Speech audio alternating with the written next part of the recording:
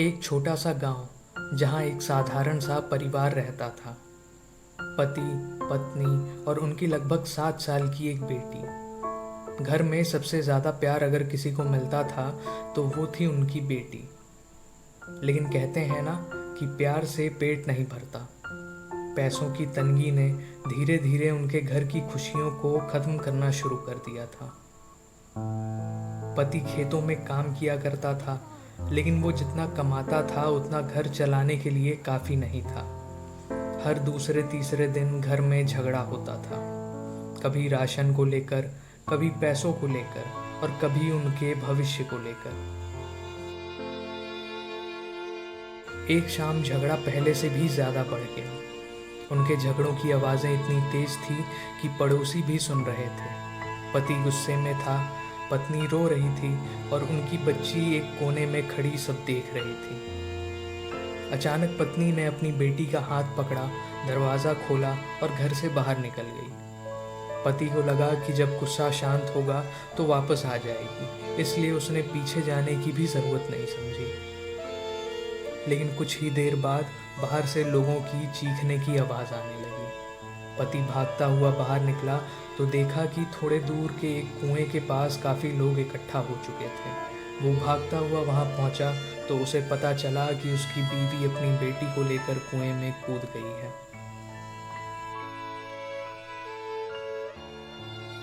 Police को phone किया गया, रेस्क्यू टीम आई।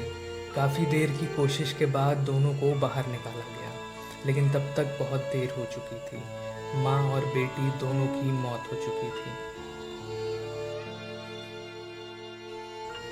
अंतिम संस्कार के बाद गांव वाले धीरे धीरे अपनी ज़िंदगी में व्यस्त होने लगे। सबको ये लग रहा था कि वो आदमी अपनी बीवी और बेटी को खोने के बाद टूट चुका होगा, पर उस आदमी को ज़्यादा कोई फ़र्क नहीं पड़ा। कुछ ही दिनों में वो वापस अपने रोज़मर्रा की ज़िंदगी में मशगूल हो गया। लोगों को ये बात थोड़ी अजीब ज़रूर लगी, लेकिन किसी ने कुछ कहा नहीं, क्योंकि हर इंसान दुख को अलग अलग तरीके से सह लेता है। यही सोचकर सब चुप रहे। एक हफ्ते बाद उस आदमी के साथ कुछ अजीब चीज़ें होने लगीं। एक रात जब वो सोने जा रहा था तब उसे ऐसा लगा जैसे किसी ने उसका नाम लिया हो। रमेश। वो अचानक से उठ के बैठ गया। उसने पूरा घर देख डाला, लेकिन पूरे घर में उसके अलावा और कोई नहीं था। उसने इस चीज़ को इग्नोर कर दिया और सो गया। फिर अगली रात उसे ऐसा महसूस हुआ जैसे उसके कमरे में कोई दौड़ रहा हो। फिर वो बेड से उठ गया और आसपास देखने लगा। तीसरी रात जब वो अपने बिस्तर पर लेटा हुआ था तब उसे ऐसा महसूस हुआ जैसे उसे बिल्कुल पास कोई खड़ा हो।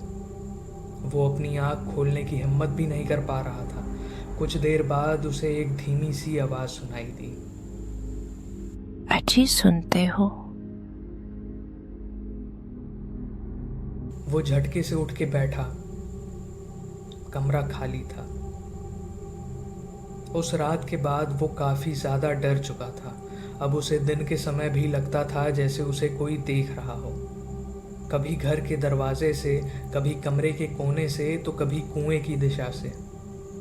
उसने ये बात किसी को नहीं बताई, क्योंकि उसे डर था कि लोग उसे पागल समझेंगे।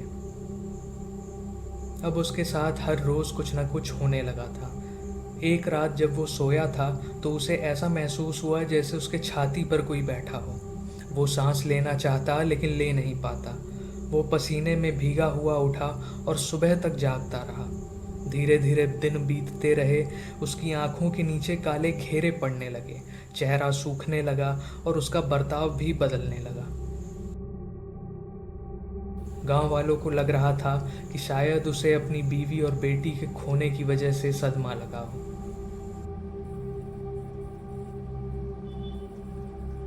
एक सुबह वो आदमी अपने घर से बाहर ही नहीं आया। पड़ोसियों ने आवाज़ दी, दरवाज़ा खटखटाया, लेकिन कोई जवाब नहीं आया। आखिरकार दरवाज़ा तोड़ा गया। वो आदमी अपने ही कमरे में मरा हुआ मिला। डॉक्टर ने अपनी तरफ से जांच की, पुलिस ने भी, लेकिन उसकी मौत का कोई साफ वजह सामने नहीं आया।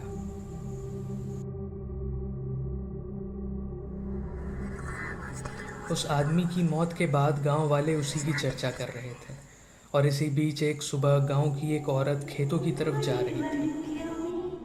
उस कुएं के बगल से गुजरते वक्त उस औरत को ऐसा लगता है जैसे उसका दुपट्टा पीछे से किसी ने खींचा हो। वो तुरंत मुड़कर पीछे देखती है, लेकिन उसे वहां कोई नहीं दिखता। अब धीरे धीरे गांव के कई लोगों ने इस कुएं के बारे में बात करना शुरू कर दिया।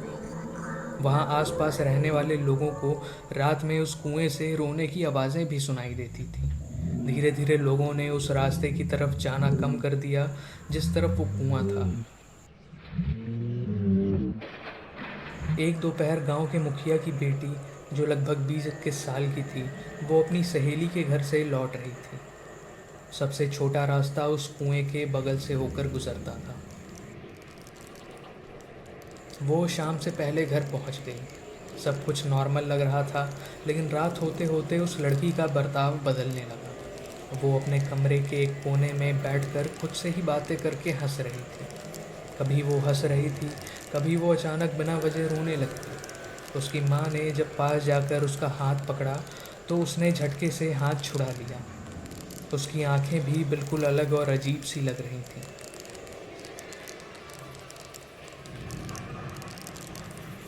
अगली सुबह वो अजीब अजीब हरकतें करने लगी।